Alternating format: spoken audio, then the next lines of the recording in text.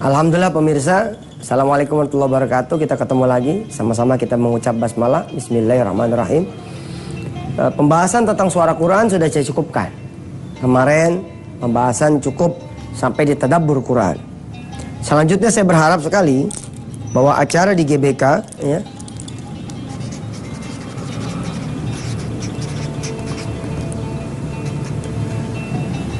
bertajuk ngapal itu mudah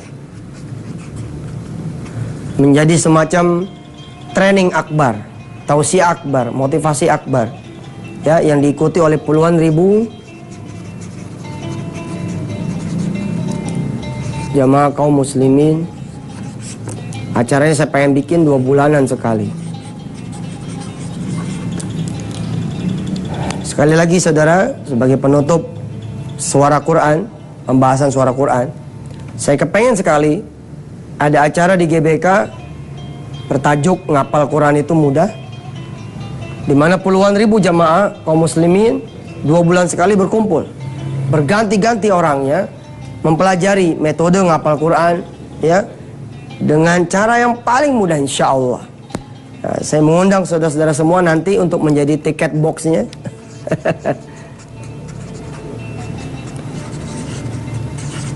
Donatur acaranya, panitianya, dan pesertanya. Jadi saya ngebayangin tiap 2 bulan sekali puluhan ribu orang yang pengen ngapal Quran datang gitu ke GBK, memenuhi GBK dan kemudian belajar bersama. Nggak tanggung-tanggung lah, sekali ngangkat, sekali belajar puluhan ribu orang gitu. Belajar metode ya, yang saya sebut dengan metode O2. Acara ini nanti akan diramaikan dengan Fatih Seferajik, imam-imam Haramain Syarifain, Imam Sudais, Imam Syuraim, imam selain Imam Al-Ghamidi yang kemarin. Kita mengundang Imam Mahir Al-Maikli. Kita juga mengundang seorang syekh, seorang imam dari Kuwait ya, yang suaranya sangat terkenal di Indonesia, yakni Imam atau Syekh Misyari. Insyaallah, insyaallah. Nah, tinggal tunggu tanggal mainnya dah. Saya undang saudara nanti untuk beli tiket boxnya, untuk menjadi tiket boxnya, menjadi donatur acaranya, menjadi kemudian panitianya, atau menjadi pesertanya saja, insyaallah. Per hari ini kita akan berbicara, berganti topik sudah. Topiknya yang hari ini adalah tentang sedekah. Hari-hari berikutnya juga belajar insyaallah tentang sedekah. Mudah-mudahan saudara tidak bosan, walaupun sudah mengetahui tentang sedekah, termotivasi kembali tentang sedekah, dan bertambah-tambah kemudian kecintaannya akan sedekah. Pengertian sedekah yang paling umum dan dasar adalah kullu ma'rufin atau kullu khairin sedekatun. Setiap yang baik-baik, kullu ma'rufin,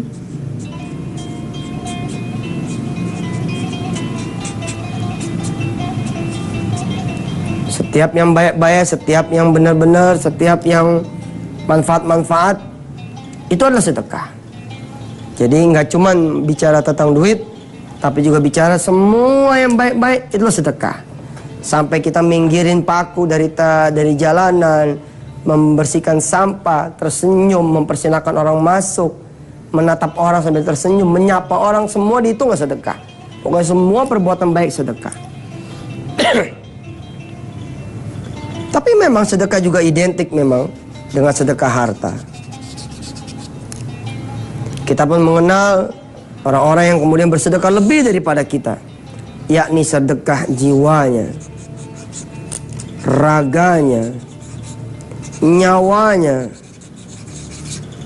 fi sabilillah, berperang betul-betul di jalan Allah. Tidak seperti kita, kadang-kadang sedekah waktu saja kita nggak mau sama Allah. Kalau kita mengadahkan tangan ke langit, pengennya cepat, pengennya buru-buru, pengennya dalam waktu singkat. Tapi giliran Allah meminta waktu kita, bangun malam kita nggak bangun. Sholat duha di pagi hari kita tidak sholat duha. Sholat tepat waktu, kita tidak sholat tepat waktu. Bila Allah yang meminta sedekah waktu dari kita untuk baca Quran, kita tidak baca Quran. Ada juga orang yang bersedekah kemudian tenaganya.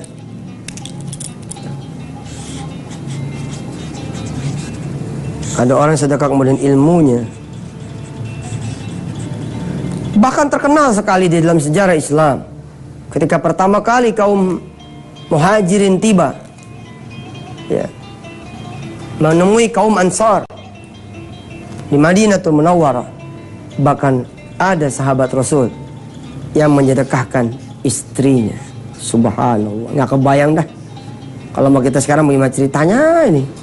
Nggak kejangkau, emang nggak kejangkau perbuatan sahabat-sahabat Rasul mah. Buat kita nggak ada apa-apanya.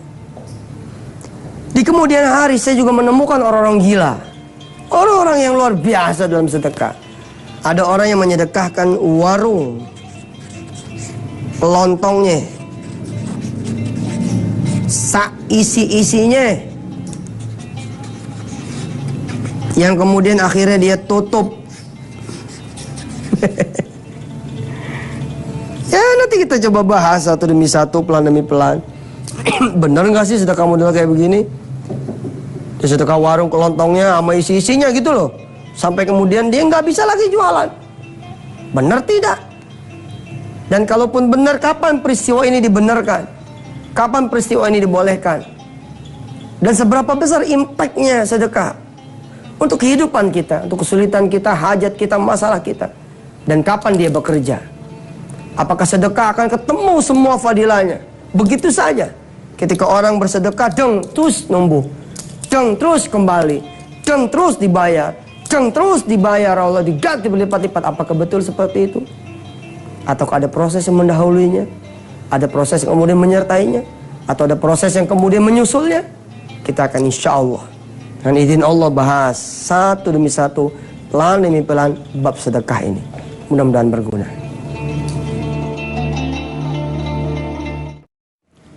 Ada seorang kawan gitu ceritanya, mengangkat mobil,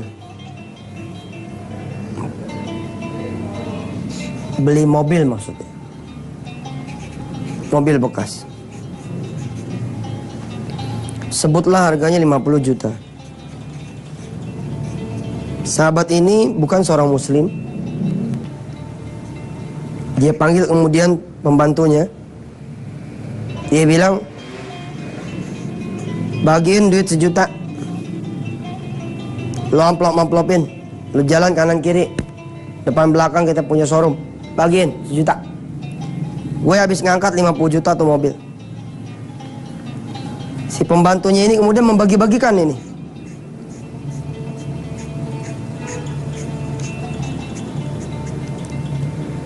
Hingga kemudian bertanyalah teman dekatnya, ente habis ngangkat mobil 50 juta, terus ente sedekah 1 juta. Itu maksudnya gimana? Supaya dagangan lu laku? Apa jawaban si sahabat yang bukan muslim ini? Keuntungan yang kita dapat bukan dari barang yang kita angkat. Cakep. Saya tulis ya. Kalimatnya begini kurang lebih. Keuntungan yang kita dapat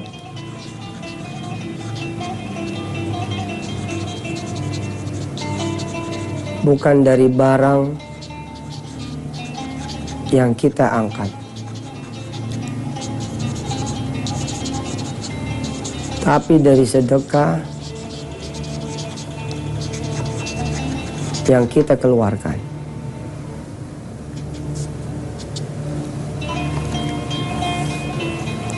Inilah pelajaran pertama yang bisa saya ajarkan kepada diri saya dan saudara-saudara semua di pertemuan kesekian kalinya tentang sedekah. Keuntungan yang kita dapat bukan dari barang yang kita angkat, tapi dari sedekah yang kita keluarkan. Rupanya beliau ini pengen punya untung 10 juta. Maka dia keluarkanlah 10% dari 10 juta. Didapatlah angka 1 juta. Ketika kemudian dia pengen ngangkat keuntungan itu, ngambil keuntungan itu 15 juta, tetap dia kalikan 10%, dia sedekahkan 1,5 juta rupiah. Saya menutup dulu ruang saudara yang kontra. Saya menutup dulu ruang saudara yang kemudian tidak senang, yang tidak setuju dengan pola pikiran yang seperti ini. Sedekah kok seperti mengharap imbal, sedekah kok seperti mengharap hasil. Karena nyatanya Allah sendiri memang menjanjikan hasil itu. Falahu asyru amsalihah. Siapa orang yang bersedekah, maka dia dapat 10 kali lipat dari apa yang dia kemudian keluarkan. Tapi logika ini hebat sekali. Jadi nggak ngaruh nih. Masalah mobil yang dia angkat berapa judulnya, nggak ngaruh. Karena orang ini meyakini keuntungan itu bukan dari mobil yang diangkatnya. Lalu punya selisih mau dijual berapa, bukan. Tapi dari sedekah yang dikeluarkannya. Hebat sekali. Kita belum tentu bisa begini. Inilah juga yang disebut dengan sedekah di depan.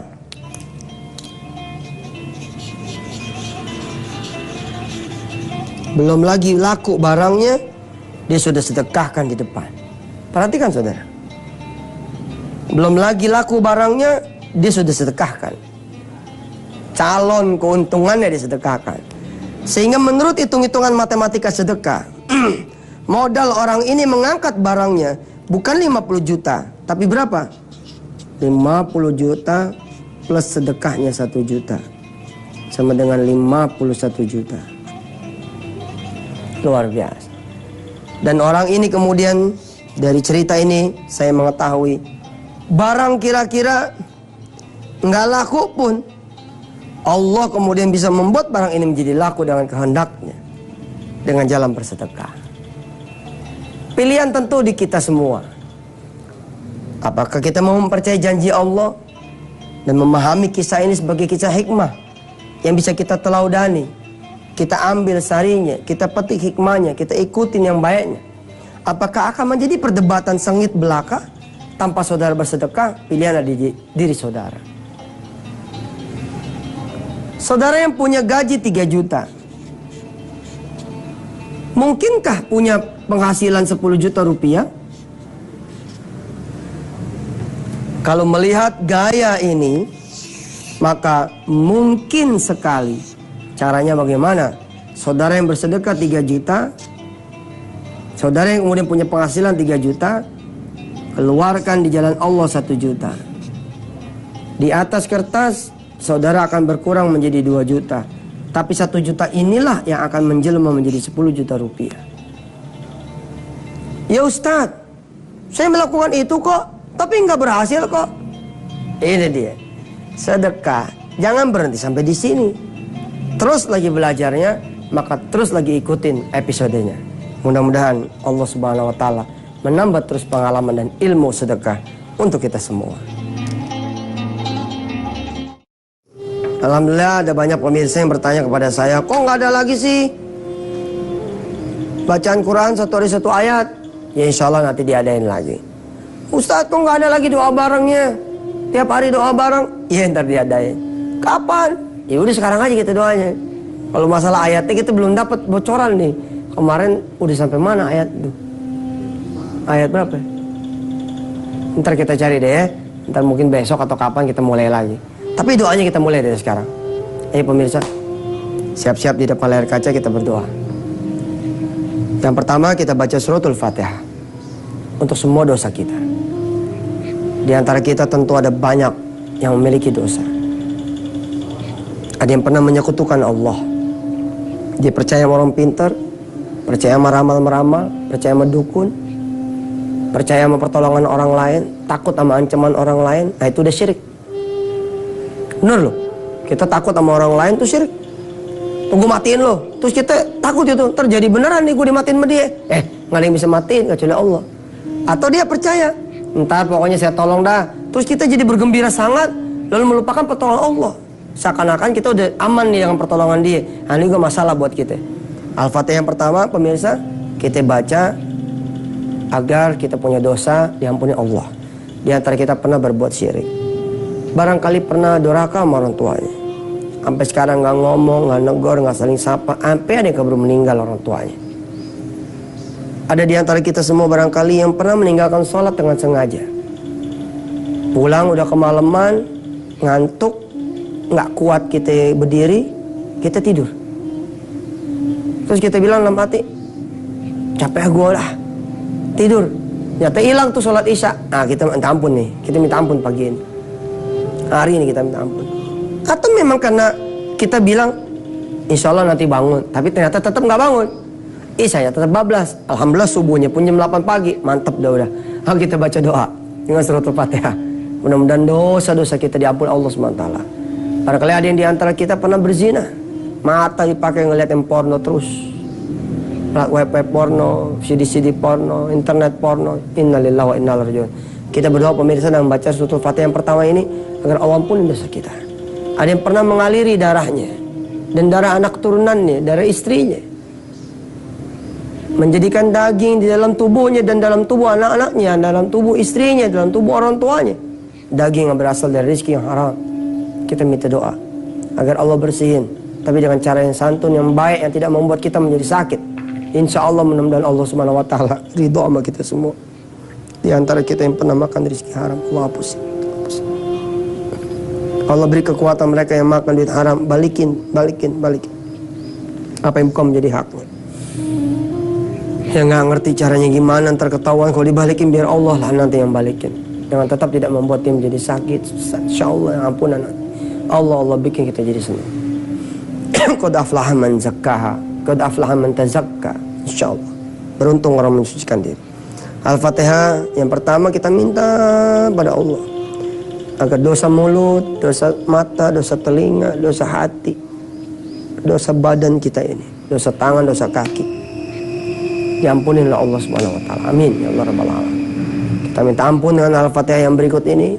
Dosa orang-orang tua kita, dosa istri kita, dosa suaminya para ibu, dosa anak-anak turunan ibu bapak semua, saya dan kita semua yang akhir zaman, dosa saudara-saudara kanan kiri depan belakang kita, dosa semua orang di seluruh zaman, wa dzurriyyatahum wa ahlahum ila yaumiddin. Al-Fatihah. A'udzu billahi minasyaitonir rajim. Ar-Rahmanir Rahim. Ihdinas siratal mustaqim. Ghairil maghdubi 'alaihim waladdallin. Al-Fatihah yang kedua buat kesulitan kita, agar Allah angkat kesulitan kita. Dengan dosa kita minta ampun, mudah-mudahan dosa ini bisa minggir sehingga pertolongan Allah bisa datang, kesulitan kita bisa hilang. Apapun kesulitannya, apapun juga hajatnya, untuk urusan anak turunan kah, rizki harian kah, mingguan, bulanan, duit, utang, jodoh, pekerjaan, rumah tangga, karir, jabatan, ya, perkara-perkara sosial, yang lain semua.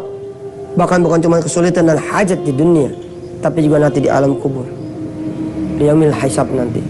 Mudah-mudahan Allah penuhi hajat kita. Allah tidak bikin kita haus, Allah tidak bikin kita kelaparan, Allah tidak bikin kita susah, Allah tidak bikin kita gelap, Allah tidak bikin kita kepanasan, Allah tidak bikin kita nyasar, Allah tidak bikin kita ada di kelompok orang-orang yang bermaksiat, Allah tidak bikin kita ada di kelompok orang-orang yang dimurkai Allah, Allah tidak bikin kita ada di kelompok orang-orang yang dipersulit oleh Allah di padang mahsyar nanti. Al-Fatihah yang berikut ini buat segala hajat dan kesulitan dunia dan akhirat kita. Al-Fatihah.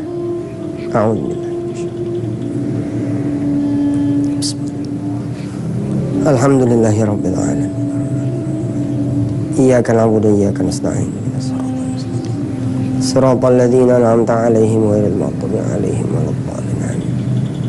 Al-Fatihah berikut untuk acara kita nih pemirsa Wisata Hati Antv, mudah-mudahan saya dikasih sehat, saudara dikasih sehat, Antv dikasih sehat, sehat semuanya, sampai keuangannya juga sehat. Kita minta sama Allah acara kita ini barokah, bisa menjadi wasilah kita menuntut ilmu dan mencapai ridha Allah Subhanahu Wa Taala. Al-Fatihah.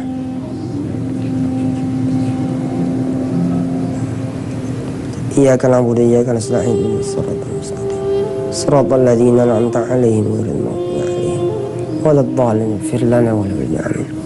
Insyaallah ya, Setelah hari ini kita membahas tentang sedekah, pembahasan berikutnya insya Allah juga masih tentang sedekah, sampai nanti Allah menentukan lain. Saya Yusuf Mansur, wassalamualaikum warahmatullahi wabarakatuh.